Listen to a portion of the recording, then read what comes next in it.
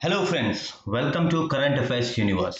मैं सुरेंद्र पांडे लेकर हाजिर हुआ हूं आपके सामने 28 जून 2020 के चुनिंदा करंट अफेयर्स। दोस्तों, मैं पहली बार जो है अपना चैनल चालू कर रहा हूं और मैं एजुकेशन सेक्टर से पिछले 10 साल से जुड़ा हुआ हूं। मैंने जागरण जोश, ऑनलाइन तैयारी सब जगह काम किया है और मेनली करंट अफेयर्स ही देखा है।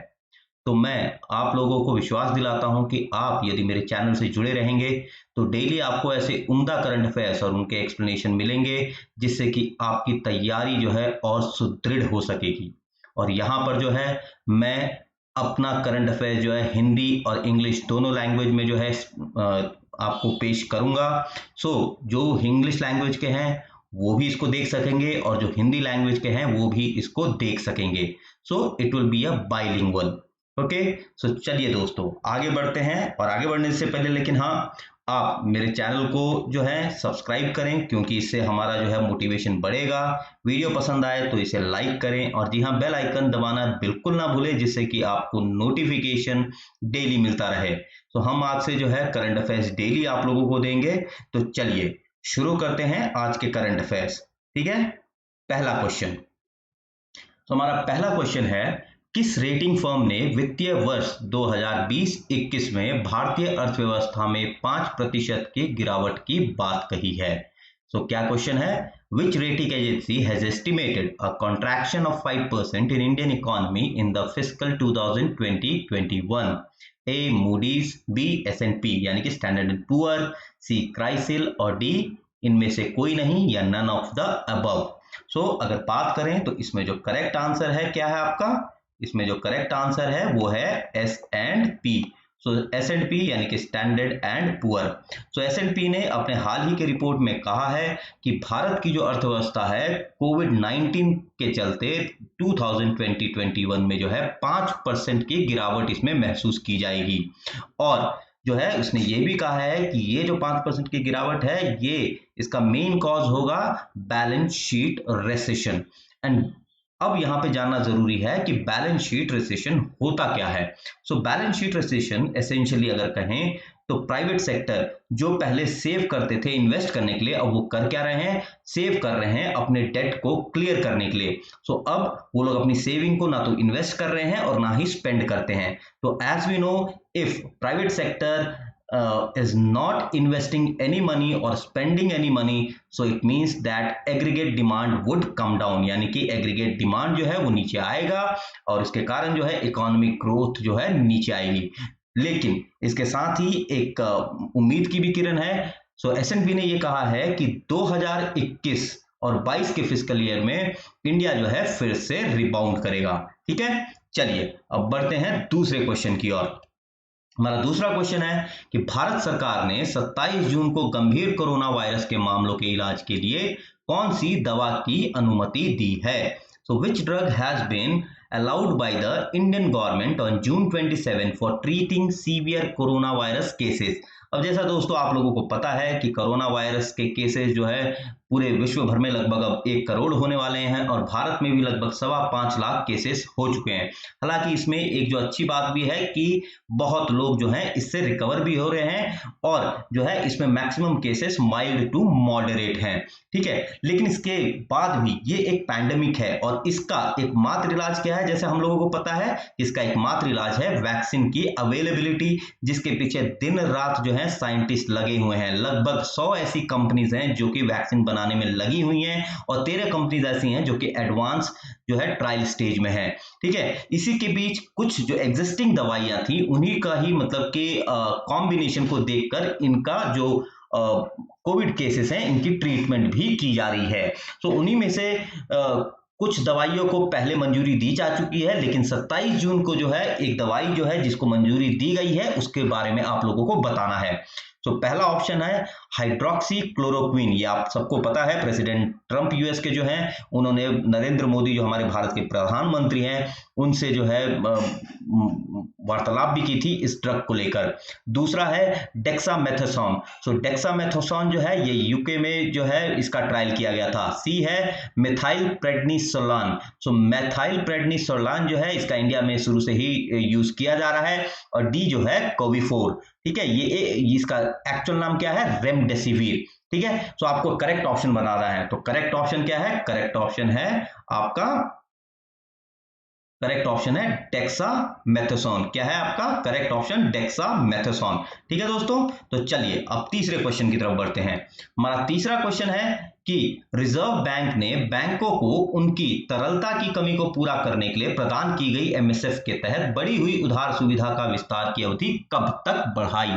सो RBI decided to extend the enhanced borrowing facility under MSF. MSF मतलब मार्जिनल स्टैंडिंग फैसिलिटी। ठीक है, provided to the banks to meet their liquidity shortages till. तो आपको बताना है कि किस दिनांक तक जो ये फैसिलिटी है ये रिजर्व बैंक ने बैंकों के लिए बढ़ाई है। क्यों, जैसा हमें पता है कि कोविड-19 के चलते इकोनॉमी काफी इंपैक्ट हुई है, लिक्विडिटी शॉर्टेजेस है, डिमांड नहीं है, और जिसके चलते क्या है, रिजर्व बैंक ने इंडिविजुअल लेवल पे काफी लोगों को मतलब अगस्त 2020 तक जो है मॉरिटोरियम दिया है लोन में, प्लस जो है बैंक्स हैं उनको लिक्विडिटी शॉर्टेजेस ना हो उसके लिए भी बैंक ने उपाय किए हैं रिजर्व बैंक ने। सो उन्हीं उपायों के तहत जो है ये मार्जिनल स्टैंडिंग फैसिलिटी के तहत ये विंडो जो खोला गया है ये एक उपाय है। इसकी शुरुआत जो है 27 मार्च को हुई थी। अब आपको बताना है कि ये जो है कब तक एक्सटेंड कर दी गई है। तो इसका करेक्ट आंसर है डी, यानी कि 30 सितंबर 2020 तक। कब तक की गई है, 30 सितंबर 2020 तक। ठीक है दोस्तों, अब बात करते हैं एमएसएफ की। सो मार्जिनल स्टैंडिंग फैसिलिटी जो है ये एक विंडो है जिसमें कि बैंक्स जो हैं वो आरबीआई से बोरो करते हैं। किसके अगेंस्ट, गवर्नमेंट सिक्योरिटीज के अगेंस्ट। और ये जो है रेपो रेट से 1% ज्यादा या कम, डिपेंडिंग कि इन्फ्लेशन है या हमारे को डिमांड बढ़ाना है, दोनों में से जो भी डिपेंड करेगा उस पे जो है ये रेट्स ऊपर या नीचे होते हैं। ठीक है, तो दोस्तों यहां पे हमारा ये तीसरा क्वेश्चन खत्म होता है और बढ़ते हैं चौथे क्वेश्चन की तरफ। हमारा चौथा क्वेश्चन है कि मार थोमा सीरियन चर्च किस राज्य में स्थित है।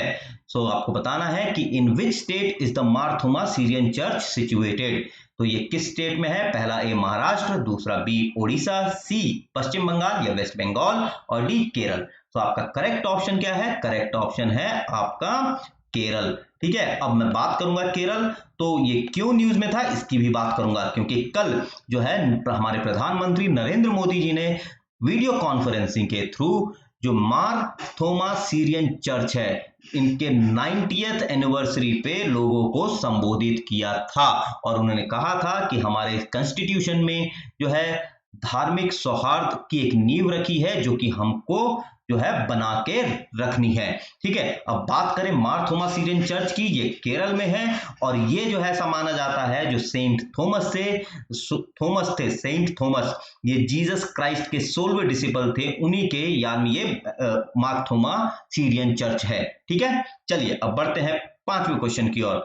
हमारा पांचवा क्वेश्चन है कि बागजान गैस कुआं किस राज्य में स्थित है। सो क्या है, in which state is Baghjan gas well situated. So A Gujarat, B Uttar Pradesh, C Assam and D Arunachal Pradesh. तो इसका जो करेक्ट आंसर है वो है सी, यानी कि कहां है, ये असम में है। और ये न्यूज में क्यों है, क्योंकि 27 मई से जो है इस गैस वेल में आग लगी हुई है रिसाव के कारण, और ये एक अपने आप में एक इन्वायरमेंट डिजास्टर या इकोनॉमिक डिजास्टर है। और ये न्यूज में इसलिए आया अभी क्योंकि कल जो है एक सोशल मीडिया पे पोस्ट वायरल हुआ जिसमें ये कहा गया कि वहां से काफी बड़ा डिजास्टर है, यहां से गैस अभी भी लीक हो रहा है। तो जो इसकी मतलब कि इसकी जो एडमिनिस्ट्रेटिव अथॉरिटी है इस गैस वेल की, यानी कि इंडियन ऑयल कॉर्पोरेशन, वो सामने आई और उसने बयान दिया कि ऐसा कुछ भी नहीं हो रहा है। ठीक है, चलिए अब बढ़ते हैं छठे क्वेश्चन की ओर। हमारा छठा क्वेश्चन है कि किस बहुराष्ट्रीय दिग्गज ने फेसबुक और ट्विटर पर अमेरिकी विज्ञापन को रोकने का फैसला किया है। So which multinational giant decided to halt US advertising on Facebook and Twitter. तो इसका जो है करेक्ट आंसर क्या है, इसका करेक्ट आंसर है यूनिलीवर, यानी कि हमारे इसमें जो है ये हिंदुस्तान यूनिलीवर के उससे फेमस है। और ये जो है यूनिलीवर ये एक यूरोपियन बेस्ड कंपनी है, यूके की कंपनी है। तो यूनिलीवर जो है इसने ये जो है आपको पता है डव सोप वगैरह ये बेचती है और काफी बहुत सारे प्रोडक्ट्स हैं इसके, ठीक है। तो यूनिलीवर ने ये डिसाइड किया कि वो फेसबुक और ट्विटर पे अब ऐड नहीं देगी, कब तक, सो टिल दिसंबर। और ऐसा क्यों कर रही है? In order to protest against the hate speech जो कि ट्विटर और फेसबुक पे पोस्ट किए जा रहे हैं यूएस प्रेसिडेंशियल इलेक्शन जो कि नवंबर 2020 में होने वाले हैं उसके उपलक्ष्य में, ठीक है। तो ये जो है बहुत बड़ी चीज है क्योंकि इसके कारण जो है कल के दिन में ही फेसबुक को $7 बिलियन का झटका लगा है, ठीक है। चलिए अब बढ़ते हैं 7th क्वेश्चन पे। हमारा 7th क्वेश्चन है कि प्रधानमंत्री स्ट्रीट वेंडर आत्मनिर्भर निधि योजना जो है कब से लागू होगी? So prime minister street vendors Atmanirbhar Nidhi scheme will come into effect from, ये जो है आपका कब से होगी? तो ये इफेक्ट में आएगी 1 जुलाई 2020 से, यानी कि जून अब खत्म होने वाला है, सो 1 जुलाई से ये स्कीम चालू हो जाएगा। तो इस स्कीम में है क्या? तो prime minister street vendors Atmanirbhar Nidhi scheme जो है इसके तहत every street vendor who has been impacted by the corona COVID-19, because हमें पता है कि लाइवलीहुड काफी इंपैक्ट हुई है तो उनके खाते में 10,000 रुपया दिया जाएगा एज अ क्रेडिट और उनको जो है उस अमाउंट को मंथली इंस्टॉलमेंट में पे करना है। अगर कोई वेंडर स्ट्रीट वेंडर उन ईएमआई को टाइम से भरता है तो उसको 7% का इंटरेस्ट जो है क्रेडिट किया जाएगा डायरेक्ट बेनिफिट ट्रांसफर स्कीम के थ्रू उसके डायरेक्ट अकाउंट में, ठीक है दोस्तों। तो ये है आपका prime minister street vendors Atmanirbhar Nidhi scheme. चलिए बढ़ते 8वें क्वेश्चन पे। हमारा 8वां क्वेश्चन है कि राष्ट्रीय उत्पादकता परिषद यानी कि एनपीसी की 49वीं गवर्निंग काउंसिल की बैठक की अध्यक्षता किसने की? So who chaired the 49th governing council meeting of national productivity council? तो कौन कौन है ऑप्शन आपके? ए आर के सिंह, बी निर्मला सीतारमन, सी पीयूष गोयल, डी रामविलास पासवान। तो ये सारे जो है मंत्री हैं नरेंद्र मोदी सरकार के अंदर, तो इनमें जो करेक्ट ऑप्शन है वो है पीयूष गोयल। क्यों? क्योंकि ये जो है ये ministry of commerce and industry के मिनिस्टर हैं और नेशनल प्रोडक्टिविटी काउंसिल जो है ये ministry of commerce and industry के अंतर्गत आती है, ठीक है। चलिए बढ़ते हैं 9th क्वेश्चन पे।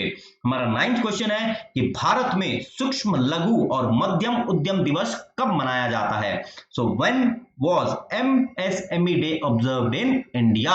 तो आपके ऑप्शन है ए 25 जून, बी 26 जून, सी 27 जून या डी 28 जून, यानी कि जून 25, जून 26, जून 27, जून 28, ठीक है। तो ये करेक्ट ऑप्शन क्या है? इसमें करेक्ट ऑप्शन है आपका जून 27, यानी कि ये जो है कल मनाया गया और कल ही जो है बंकिम चंद्र चटर्जी जी की जो है 183वीं जयंती भी मनाई गई नेशनल प्रोडक्टिविटी काउंसिल के साथ, ठीक है। चलिए बढ़ते हैं 10वें क्वेश्चन की ओर। हमारा 10वां क्वेश्चन है कि बैंकिंग नियमन अधिनियम 1949 के किस खंड में बैंकिंग नियमन संशोधन अध्यादेश 2020 के माध्यम में से संशोधन किया गया है? So which section of banking regulation act 1949 has been amended through banking regulation amendment ordinance 2020? तो पहले बता दें कि ये जो ऑर्डिनेंस है बैंकिंग रेगुलेशन अमेंडमेंट ऑर्डिनेंस 2020 ये कल जो है प्रेसिडेंट ने इसको प्रोमलगेट किया और इसको पास कर दिया गया। तो इसके तहत जो है धारा 45 यानी कि सेक्शन 45 जो है इस एक्ट का इसको अमेंड किया जा रहा है। इसके अंतर्गत ये कहा गया है कि किसी मिसमैनेजमेंट या अगर गवर्नमेंट चाहे कि वहां पे जो है कुछ फाइनेंशियल डिस्क्रिपेंसी है तो उसके अंतर्गत वो किसी भी फाइनेंशियल इंस्टीट्यूशन चाहे वो बैंक हो, एनबीएफसी हो या कोऑपरेटिव बैंक हो, उनको जो है रेगुलेशन के अंतर्गत ला सकती है या टेक ओवर कर सकती है, ठीक है। तो इसी के अंतर्गत क्या है कि अभी हाल ही में कुछ दिन पहले ही केंद्रीय मंत्रिमंडल ने सारे कोऑपरेटिव बैंक्स को आरबीआई के रेगुलेशन के अंडर ले आए। क्यों? क्योंकि हम देख रहे थे बहुत सारे कोऑपरेटिव बैंक चाहे पीएमसी बैंक हो या और भी ये जो है इनमें काफी घोटाले हो रहे थे जिसके चलते जो है ग्राहकों का पैसा जो है वो सेफ नहीं था। सो जो कंज्यूमर का जो इंटरेस्ट था वो सेफ नहीं हो पा रहा था। इसके चलते जो है ये बहुत बड़ा कदम लिया गया है और ये बहुत ही सराहनीय कदम है, ठीक है। अब बढ़ते हैं अपने 11वें क्वेश्चन की ओर। तो हमारा 11वां क्वेश्चन है कि आगरा स्थित फर्म द्वारा विकसित पीपीई किट का नाम क्या है जिसे राष्ट्रीय अनुसंधान विकास सहयोग एनआरडीसी से लाइसेंस मिला है? सो इंग्लिश में पढ़ देता हूं। What is the name of PPE kit developed by Agra based firm that got the licence from national research development corporation. So इसके ऑप्शन आपके सामने है, ए जीवन रक्षक, बी नवरक्षक, सी कोरोना रक्षक या डी स्वस्थ रक्षक। तो इसका जो करेक्ट ऑप्शन है नव रक्षक। और इसे बनाया किसने है? इसे बनाया है आपका इंडिया गारमेंट्स कंपनी ने, ठीक है। और पीपीई क्या होते हैं? हम देख रहे हैं कि जितने भी कोविड वॉरियर्स हैं यानी कि डॉक्टर्स, नर्सेस, इनको ये पीपीई किट दिए जाते हैं जिससे कि ये जब इलाज कर रहे हो तो इनको संक्रमण ना हो। सो दोस्तों, यहां पे हमारा जो है आज का करंट अफेयर सेशन समाप्त होता है। आप लोगों को हमारा करंट अफेयर जो है हमने प्रस्तुत किया, ये कैसा लगा ये आप लोग हमारे को कमेंट बॉक्स में लिख के बताइएगा। और जी हां, अगर मुझसे इस करंट अफेयर्स के इसमें, क्योंकि ये मेरी पहली प्रस्तुति, अगर कोई गलती हो गई होगी तो उसे जो है उसे भी कमेंट कीजिएगा, जिससे कि मैं अपने अगले वीडियो में सुधार करके आप लोगों को बता सकूं। ठीक है दोस्तों, तो चलिए, अगर आप लोगों को फिर से एक बार बहुत कहता हूं, वीडियो पसंद आए तो लाइक कीजिए, मेरे चैनल को सब्सक्राइब कीजिए और जी हां, बेल नोटिफिकेशन जरूर दबाएं जिससे कि आपको नोटिफिकेशन हमारे लेटेस्ट वीडियो के मिलते रहे।